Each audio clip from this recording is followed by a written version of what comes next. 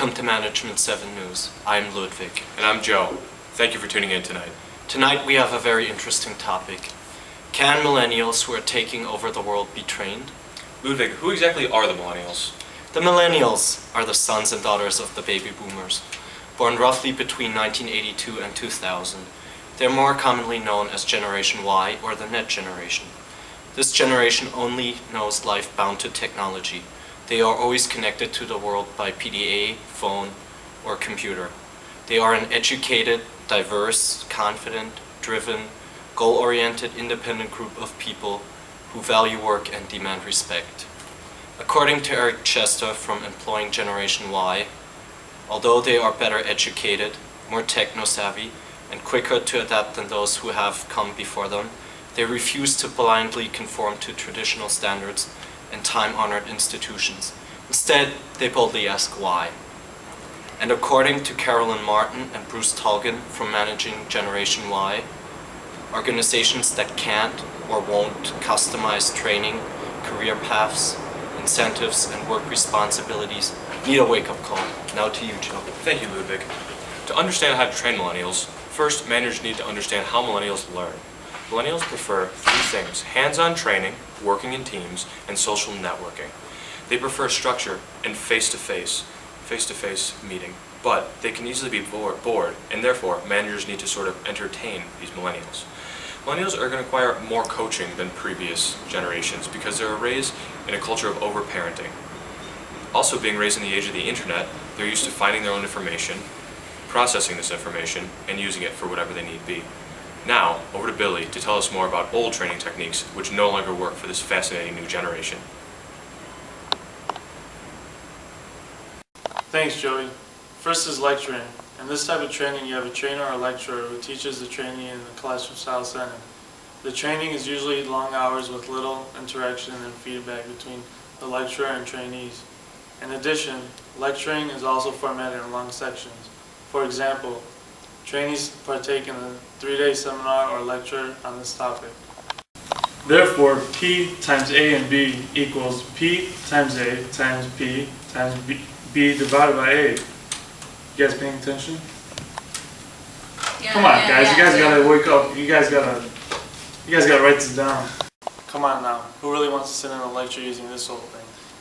This method of training is usually inexpensive but less efficient than newer training methods that include bite-sized information sent to the trainees in an unstructured manner. Another popular older training method includes distributing training manuals to the employees. These manuals contain organized text for the trainee.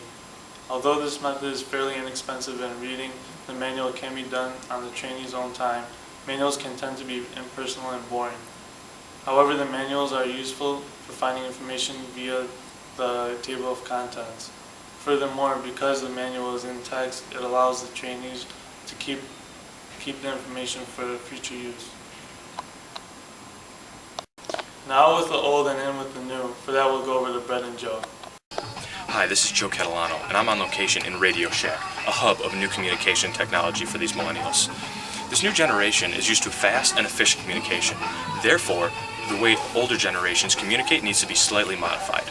The first thing that an older generation needs to do is put out a brief statement of intent.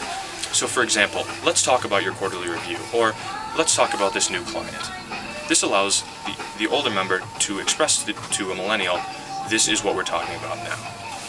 Secondly, millennials are going to give feedback. When they give this feedback during these interactions, they might not give it in the most constructive way. They love to give feedback, this is how they talk to other generations. So you have to expect feedback, even if it's not formed in the most appropriate way. During the feedback exchange, you need to show gratitude to the millennials. They need to feel appreciated. Also, if they're on the wrong track, you need to redirect them and put them on the right track immediately. While giving directions, you need to use I-you statements. For example, I need you to do X, Y, and Z for this client to boost our sales. This can show the millennials exactly what you want as a manager them to do as the worker. But you need to not talk down to them, because if they take this as disrespect, they will not give you respect back.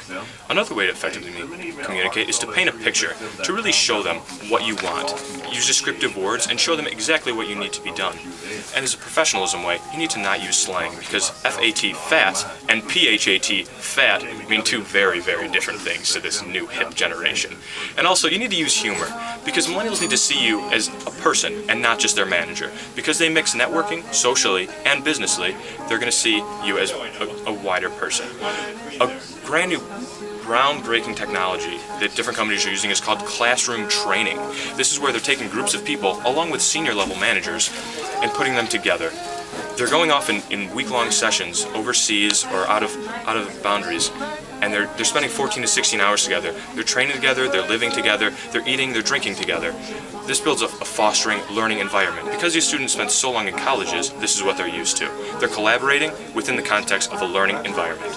I'm Joe Catalano, and this has been Radio Shack. Thanks, Billy. One of the most effective techniques used to train millennials is role-playing. Role-playing is the building of correct habits while learning the best way to communicate your ideas to customers and fellow employees. Role-playing is not just practicing working with imaginary customers out loud. Role-playing allows a group of employees to act out work scenarios. Therefore, it opens lines of communication, and it gives a great deal of confidence to the employees, as well as develops camaraderie among them. For instance, you might train salespeople by having two people act out a sales scenario.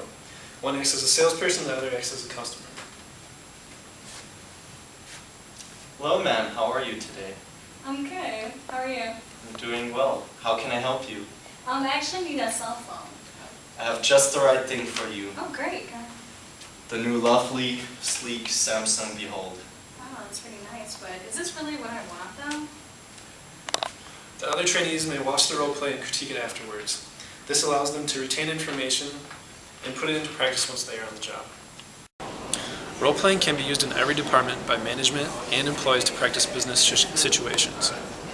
Role-playing should be done in a low-stress environment, and it should also be performed where the actual job will take place.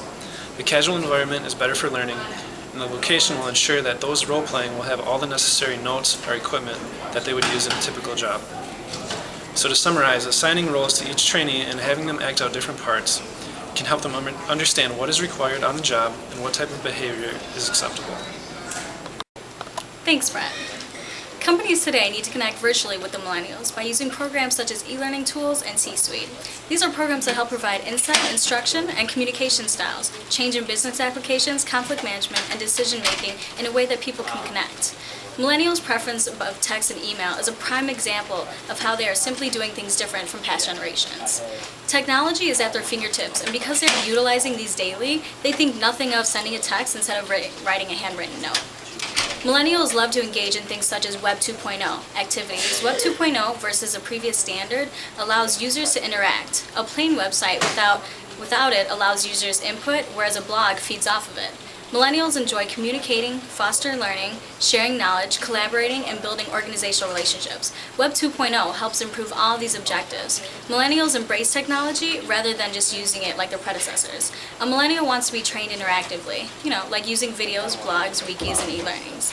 Thanks again. This is Management 7 News. I'm Vanessa Ramirez signing off. And now back to you, Joe. Thanks to Billy, Brett, Vanessa, our director Chelsea, and our executive producer Erica. This has been the Management 7 News team telling you all about this exciting new generation, the millennials. I'm Joe Catalano. And I'm Ludwig. Stay classy, Chicago.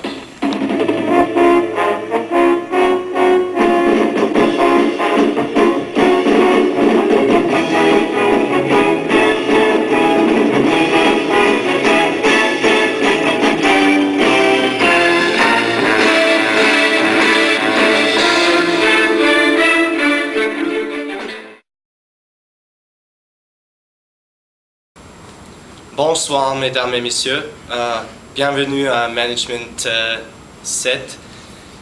Ce soir, nous avons un très intéressant topic. I thought we said we were going to do this in English. Oh, I'm sorry.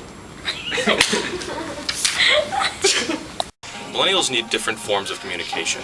They're used to the internet and talking to people more. So, Hey, dude, I told you and your friends, y'all gotta go. Yeah, we'll just be here for a couple minutes. Just a couple minutes. I mean, Did you hear the words come out my mouth? You gotta go. You gotta go.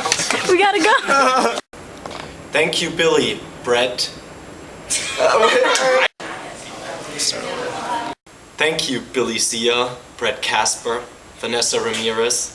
okay, you gotta have that memorized.